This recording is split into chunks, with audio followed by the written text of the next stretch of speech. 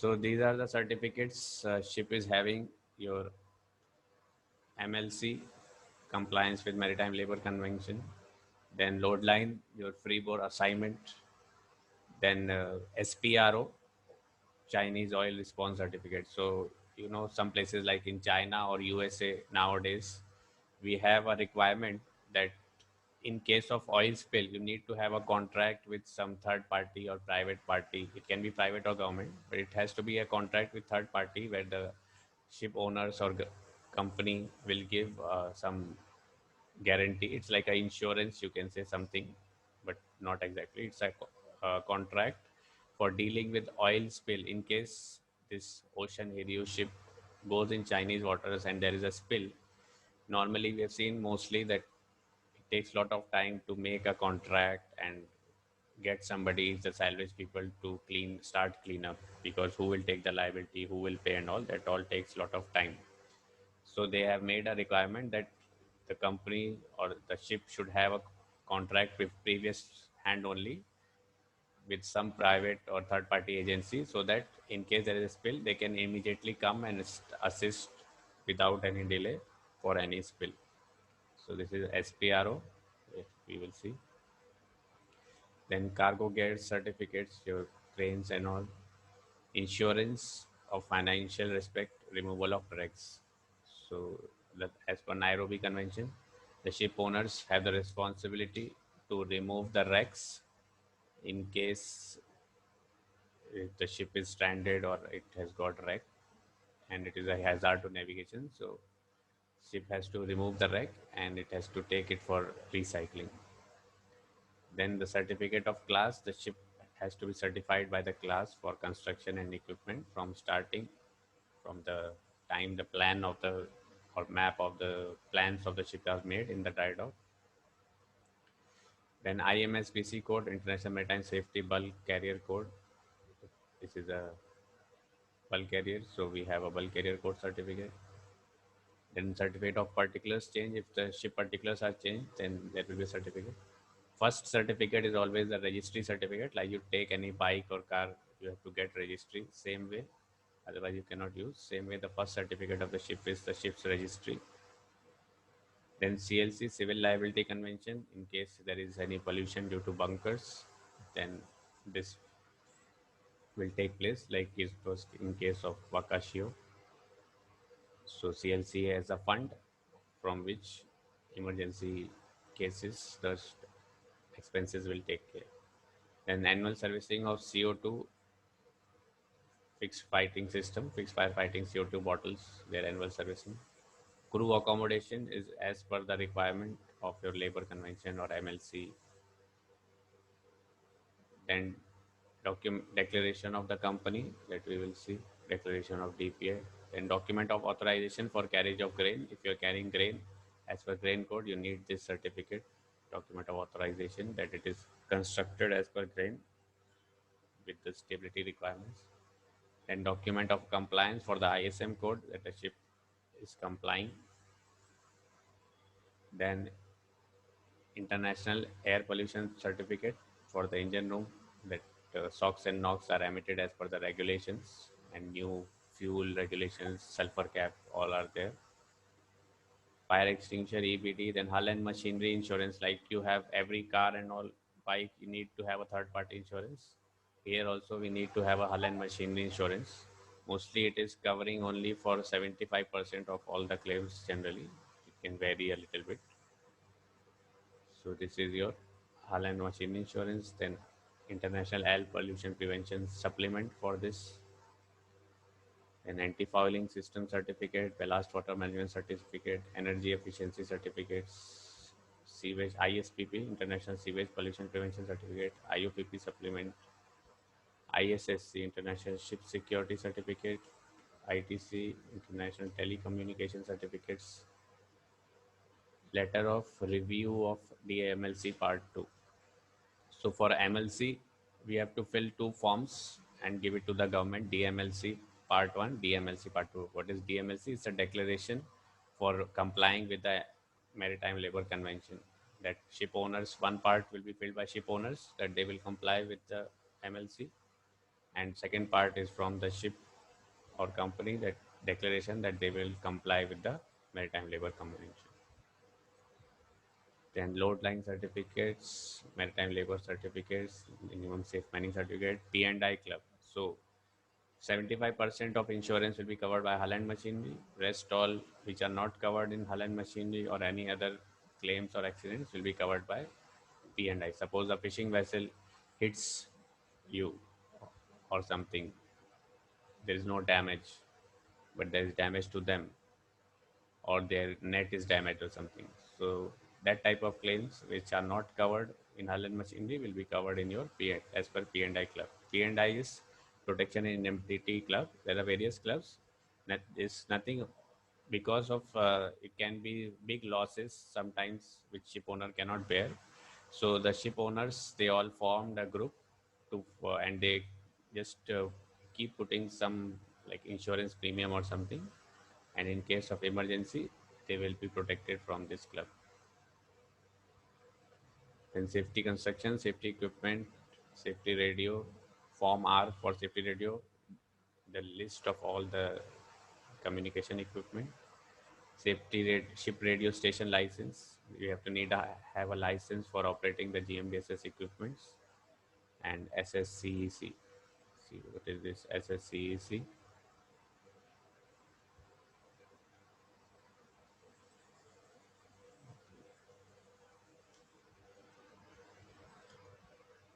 Ship sanitation control exemption certificate. So sanitation certificate is mostly valid for 6 months, you can say from May to November, and after 6 months we will be issued. So ship sanitation includes that ship is clean, hygiene, there are no rats, no health problems, and all are healthy. No rats, no mosquitoes. So every time the ship has to get this certificate. So Yes, yes, sir. for load line, the first thing is what is load line we need to know. So this is something what a load line looks like, and there are different parts of it: summer load line, tropical load line, winter load line, freshwater load line, and tropical freshwater load line. Why we have different? Because water in different places in different season has different densities, and because of different densities, the ship when it is loaded has different draft, or it immerses differently in water because of the water density, and that is why we have different load lines. Why we need to have these load lines? Because as per IMO and International Load Line Convention, if the ship is fully submerged up to a very high level, then in case of bad weather, water can come in or it can sink. So for the safety of the ship, we need load line in simple terms. So as per IMO, there is a International Load Line Convention which says that, of course, the draft of the ship is the most significant contribution factor for our safety, and there are limits of freeboard which we should always keep, so that to keep reserve buoyancy in case of bad weather or something. So this portion is called assignment of freeboard, which we will see. And with this convention, load line convention only, it is decided that which places we need to keep weather tight and water tight, so that the ship's seaworthiness and watertight integrity is maintained at all times.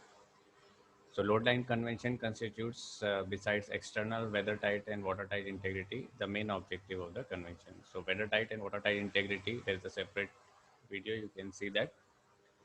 And because of that, all this is controlled by your load line convention. So it is the first, it was adopted in 1930, and the main was reserve buoyancy. Reserve buoyancy means normally the ship, whatever is floating and the part is submerged, that the buoyancy is gone and that part is supporting the ship to float. Whatever part is left above water, that is your reserve buoyancy. So that is your freeboard. So how much reserve buoyancy we should have for various situations, that is calculated by your load line convention. So although it was recognized that the freeboard should also ensure adequate stability and avoid excessive stress on the ship's hull as a result of overloading. So freeboard will ensure excess stability and avoid stresses. Then in 1996, there was some amendments and to determine the freeboard, including the damage stability also. Previously, there was just uh, stability because of your different conditions of weather now. Now, in case of damage also, what will happen? Bilging of one compartment and successive flooding. So there is a requirement that if it should be made in such a way that one compartment, if it is flooded, the other should not, and the ship should be like stable in all the conditions, even if one compartment is flooded. So this new amendment was there, and the regulations will take into account any potential hazards of different what you call load line zones. So summer, winter load line zones are there that we will see, and the technical contents of like in winter, the seas are rough. So what are the things which mainly affect your watertight or weathertight integrity or your load line, and which things we have to prepare? So your doors, manholes, or any openings, freeing ports, that is your windows or portholes or drain channels, hatchways, then and any other items like your air pipes, scuppers. So main purpose is to check the watertight integrity of the ship below hull and on freeboard deck, watertight and weathertight integrity. So some ships have multiple load line marks on each side of the ship. So first, let's see our load line zones. So what was mentioned there is that we have different load line zones of the world as per the temperature and density. We have summer zone in mostly near to the equator up to 28 to 30 degrees north and 28 to 30 degrees south. Near the equator up to 10 degrees or somewhere we have tropical zone because it's mostly hot only, hotter than your summer zone. And below summer zone obviously we have this winter zones. So in winter zone the ship has to be kept more freeboard because weathers can get more rough. And then second thing which was mentioned here is that there are different load lines, multiple load lines. So this ship, you can see we have one load line, and here we have different load lines, that is all starting with L: lumber tropical, lumber seawater, lumber winter, and lumber winter North Atlantic. So why we have this different load lines? Lumber means for wood. Timber, For sir. for timber ships, we have separate load line because timber need water can ingress in that, and therefore we need higher freeboard. So you see, uh, like in this ship in winter it can submerge up to this level, but same in winter if you are carrying timber you can submerge less only because we need extra buoyancy. If water comes, ship can handle. So these are the different distances for the load lines. We should also know while preparing or making or marking of load lines. So first thing for load line survey, what we have to check is this load lines, marking and all. So every line is your 20 mm, and this distance between winter northern handling and winter is 60 mm. Then 1 by 48 of summer draft between winter and summer, 1 by 40 of summer draft between summer and tropical. Between freshwater and summer is freshwater alliance, between tropical freshwater and tropical is freshwater alliance, and between freshwater and tropical freshwater is again 1 by 48 of summer draft. That is for your normal load lines. Same if you are going for lumber, again 1 by 48, 1 by 48, and this is 100 mm, and here it is freshwater alliance, and 1 by 48 of your lumber draft. It's not summer draft, it's your lumber draft. And then we have the plimsoll mark, which is marked like that, and we have the registry flag state here, and we have the distances between the marks and distance from the freeboard. This freeboard from the, this is the deck line, which is 200 mm from here to the plimsoll mark, and or the distance from summer draft to this is your summer freeboard, and this will be given in your first thing in your load line certificate, which we will see, and rest all you can mark as per that from measuring from this. So somebody has a question that the ship, why we have the load line marks in the midship and not in forward and aft, because the parallel body or the uh, flat structure is only in the midship, and forward and aft the ship is bent, so it might not be clearly visible and easy to maintain also in midship. That's why we have this load line marks in the midship. So there are different. Also, sir, the center of buoyancy is supposed to be acting on the center part of the ship. So it is only about that point that it is. Okay, so the next question is that where do we have this multiple load lines? One ship which will have multiple load lines is your, if a ship is approved to carry timber, or it is like timber code is actually not compulsory, and timber code is for ships carrying timber on deck. So if you designate to, if you decide, if the owner decides to carry timber on ships, we will have this double load lines or multiple load lines or timber load lines also. Next thing is sometimes on ships we have multiple load lines because there is something called gross tonnage or net tonnage. So in different ports, the gross tonnage and net tonnage is calculated differently. With like Swiss Canal has different calculation and Panama has different calculations. So because of that, because of the tonnage difference, the ship's freeboard assignment or and all will be different. So different flags. If sometimes ship has got dual class, there are two classes. So one class will have one load line and calculation as per the gross tonnage and weight. Other class will have a different class, different load line calculation. So as per that, we can have different load lines. So then which one to follow, that will be written in your as per your certificate, that when you are subject to these provisions you follow this one, when you're subject to this provision or you are in this place you follow this load lines. No, ships carrying timber cargo will have both load lines because in case like they have ballast voyage or they are not carrying any cargo, they can carry other bulk cargo also. So But most only the they, ones which specifically carry timber then? no, generally also because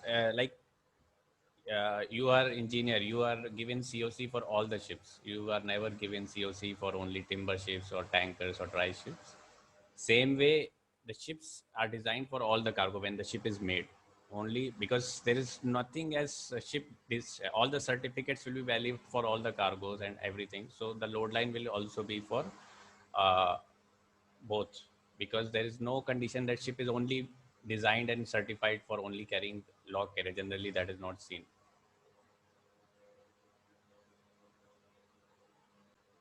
So let's complete what IMO is saying. So all the assigned load lines must be marked amidship on each side of the ship. So why it is marked, that is also one reason, that as per IMO it has to be marked amidship together with the deck line, and intended for the carriage of timber cargoes are assigned a smaller freeboard for protection against the impact of waves and water ingress. So there are different chapters of load line convention: general conditions of assignment of freeboards, special requirements for ships carrying timber. So timbers are most sensitive, others are all normal load lines. And there are some amendments as per Marpol and Solas. Now let's see the load line certificate. So this is our load line certificate, International Load Line Certificate as per the ILL code, and again certified by class on behalf of Singapore flag state, and all the ship particulars, name and this thing, freeboard assigned as what type of ship, new ship. Then as per ILL code, the ship is divided in two types, type A and type B, reduced freeboard or increased freeboard. So what are the different freeboards from the deck line, that will be given. So for summer, from the deck line, what we saw, that is the deck line on top, up to the summer freeboard is 5026 mm, for tropical 4773 mm, and like that for winter North Atlantic and all that. And distances between the each load lines from summer, that is also given. Freshwater allowance will also be given in your load line certificate. Then how we have to draw the load line, this like this. So like this, you can see this ship is also have the provisions for timber load line, but it's not marked in bold because they have not given the distances. Then winter North Atlantic is also not marked because they are not going into that ice region or not. So it is certified as per ILL code on validity for 5 years. And then the annual checks. Then we have the freeboard assignment certificate for the ships, and also containing the same distances of your load lines.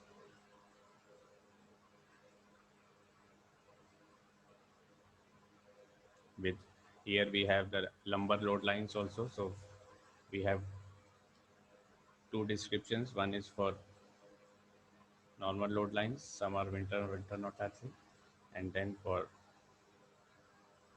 timber also.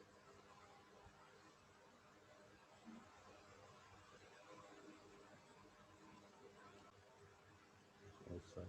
Once again, I'll just go through the main points one again. Visual inspection, then of the certificates, then general inspection for free bore assignment certificate, then the holes should be checked for strength, the framing, knees, girders, and all strength of the vessel. Then your master will provide the loading discharging is properly carried with no extra stresses and the strength is maintained. Then load line markings on port and starboard. Then your hatch covers, weather tightness with ultrasonic or hose testing and their records, mainly drain channels, drain walls, thrust pads, rest pads. Then ventilators with good packings, all the accommodation vents and natural vents of your holds. Watertight packings of your doors, dog bolts are in good condition, marked and packing should be good. Air pipe flaps should be shut, good packing conditions. Your non-return ball sounding pipes are good condition, not choked with covers. Machinery spaces opening, your skylights, portholes to be weather tight and fitted with deadlight below water. Manholes, good packing, good nuts and bolts. Inlet and outline valves. Your sea chest to be tested for 3.5 kgs of pressure, and then your forepeak entrance and your bosun store or forward cell store booby has to be especially very nicely tight, and the vents and ventilators, mushroom vents, all opening closing properly and closed in case of rough weather. Lifeline on deck for support during bad weather. Then freeing ports or drainage channel or accommodations, scuppers, whirling pipe of anchor, and the eductor and dewatering system of chain locker, forepeak, and other spaces with the alarms and eductor working properly. Yes, sea chest walls, as we told, all inlet outlet walls, overboard discharges will be checked for pressure testing or conditions, opening, closing properly or not. Structural strength, tank domes, and all will be checked.